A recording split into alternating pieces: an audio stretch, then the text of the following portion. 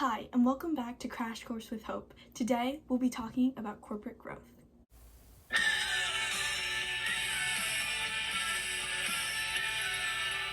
So before we get into the different ways a business can grow, let's first talk about why it's so important. Our economy is constantly growing, so growth is crucial for any business to survive long term. Businesses that don't grow tend to shrink as they're not adapting to the current market. One good example of this is Blockbuster.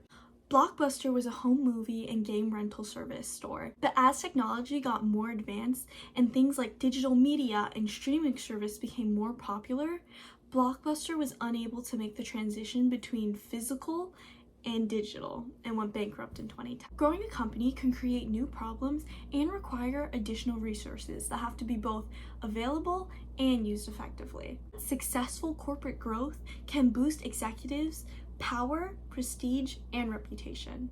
Now that we know a little bit more about why growth is so important, let's get into the two types of growth. Growth from within and growth through mergers and acquisitions. So most companies grow by expanding their pre-existing operations.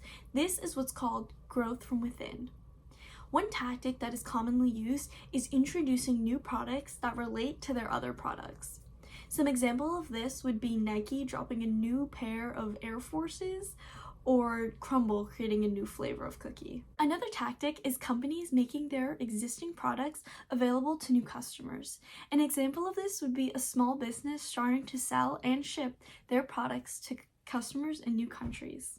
Companies can also grow by creating new geographical locations. One example of this would be fast food chains like Raising Cane's opening new locations in different areas of the US, like the East Coast. Growth from within is used by millions of companies around the world, and the profits and positions created by this type of growth help when acquiring other companies that fit the firm's needs. This leads me to my next topic, growth through mergers and acquisition. A merger is the combining of two corporations to form one business. A very common merger would be the Heinz and Kraft merger. In 2015, H.J. Heinz Co. and the Kraft Foods Group joined together and created the Kraft Heinz Company. Together, they made some of the leading household brands like Philadelphia, Capri Sun, and Heinz Ketchup. An acquisition is very similar to a merger in the way that two companies are forming one, but the main difference between the acquisition and the merger is that one company is buying the other. A really good example of this would be Disney buying Pixar. In 2006, Disney bought Pixar for $7.4 billion. Although most mergers are friendly, there are some that aren't like that. These are called hostile takeovers. This is when the management and board of directors of the targeted firm disapprove of the merger. As we talk about mergers and acquisitions, we can't forget the three different types: horizontal, vertical, and conglomerate. Horizontal mergers are mergers between two companies that make and sell similar products or services in the same industry. The T-Mobile and Sprint merger is a great example of this because both companies dealt with telecommunications and were in the exact same industry. One thing to know about horizontal mergers is that they reduce the number of firms in a certain industry, thus decreasing competition. This could affect consumers as they may end up paying more for the same product. This is because the newly merged company has less competition and more control over the industry. Next type of merger are vertical mergers. Vertical mergers are mergers between companies that operate at different yet related levels in production and marketing of a product or a service. Remember the Disney and Pixar merger? That is one great example of a vertical merger. Both companies created animated movies, but Disney specialized in distribution and having a strong financial position, while Pixar mainly focused on having an innovative animation studio. Both firms operated differently, but were still related to each other. The final type of merger are conglomerate mergers. These type of mergers take place between firms that are in completely different industries. An example of this would be the Amazon and Whole Foods merger. The two companies are in completely different industries, as Amazon is an e-commerce platform and Whole Foods is a grocery store. The main benefit of conglomerate mergers is allowing both companies to expand their firms to a whole new level. That was a lot of information to take in. Let's review.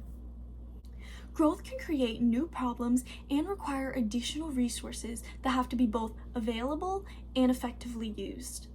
But successful corporate growth can boost executives' power, prestige, and reputation. A merger is the combining of two corporations to form one firm, while acquisitions are similar to mergers but are usually talked about when one company is buying the other.